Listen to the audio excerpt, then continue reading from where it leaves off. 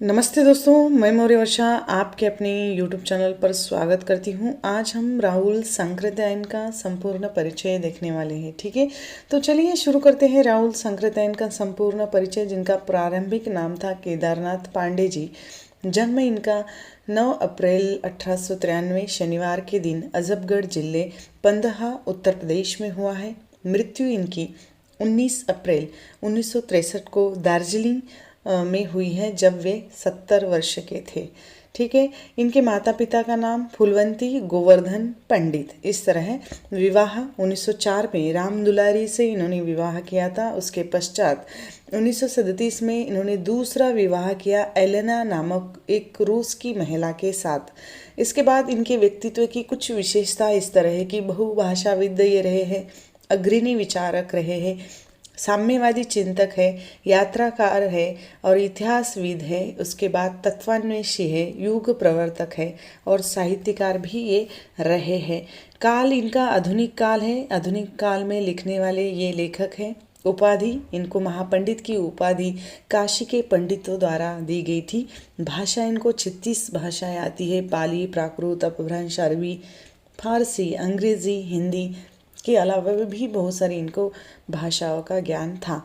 यात्राएं यूरोप में इन्होंने यात्रा की थी 1932 में, जापान, कोरिया, मंचूरिया 1935 में, मास्को 1937 में, दार्जिलिंग आदि बहुत सारे देश विदेश की ये यात्रा कर चुके हैं। ठीक है, अब इनको कुछ पुरस्कार प्राप्त है, जिसमें पद्म भूषण, डिलीट की उपाधि इनको मिली है और 1957 में साहित्य अकादमी का जो पुरस्कार भी इनको मिला है, जो मध्य एशिया का इतिहास इसके लिए मिला हुआ है। मध्य एशिया का इतिहास ही इनकी किताब का नाम है। इनकी कुछ रचनाएं हैं, जिसमें है उपन्यास सिंह सेनापति, जय योद्धेय, 22वीं सदी, जीने के लिए, जय योद्धेय यहाँ रिपीट हो गया है, भागो नहीं दुनिया को बदलो, मधुर स्वप्न, राजस्थानी रनिवास, विस्मृत यात्री, दिवोदास, अनाथ, सोने की ढाल, स्मृति के गर्भ में और सप्त सिंधु, ऐसे कुछ इनके उपन्यास हैं। इनके द्वारा लिखी गई कहानियों में सतमी के बच्चे, ओल्गा से गंगा, इसमें 20 कहानियाँ उनकी संग्रहित है, जो कि मात्र सत्तात्मक परिवार व स्त्री वर्चस्व की बेजोड़ रचनाएं इसमें संकलित है। बहुरंगी मधुपरी और कनेला की कथा, इस तरह कुछ कहानियाँ इनकी हैं।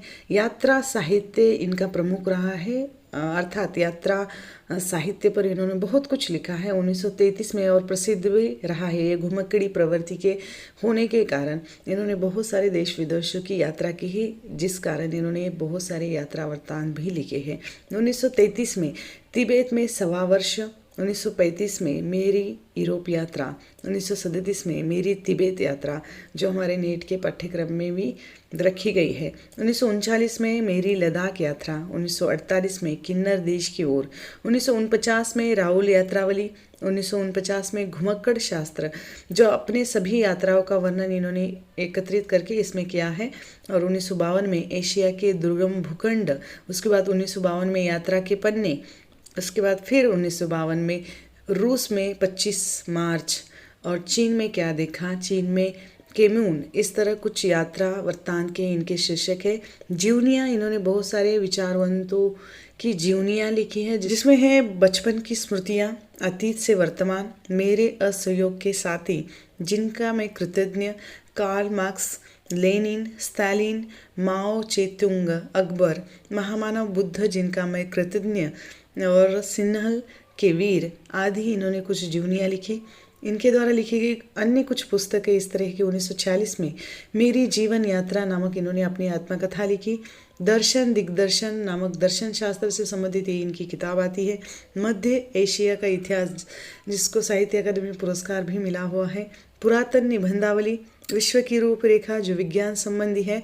शासन शब्दकोश, राष्ट्रभाषा कोश और तिब्बती हिंदी कोश, ये कुछ शब्दकोश इनके द्वारा लिखी गई है।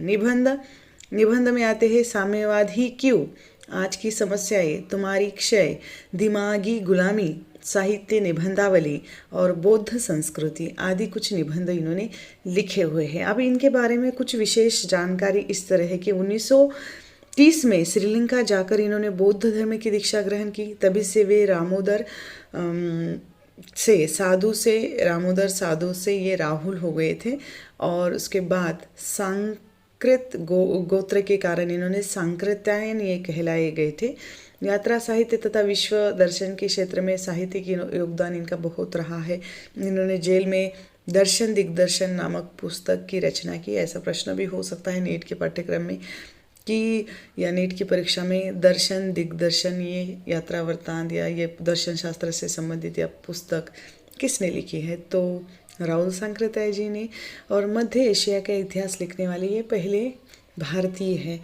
अब इनका एक प्रसिद्ध कथन है कि कमर बांध लो भावी घुमक्कड़ों, संसार तुम्हारे स्वागत के लिए बेकरार है, जो इनके इसी पुस्तक में घुमक्कड़ शास्त्र नाम की इनकी पुस्तक है, जिसमें ये जो मुझे लगा कि हाँ देना चाहिए इसलिए मैंने दिया है आप लोगों को। ये राहुल सांकृत्यायन का संपूर्ण परिचय संक्षिप्त में आपको कैसा लगा? वस्तुनिष्ठ परिचय जो परीक्षा की दृष्टि से यहाँ दिया जा रहा है। मैंने बहुत सारे लेखकों, कवि एवं साहित्यकारों पर वस्तुनिष्ठ परिचय देने की कोशिश की है।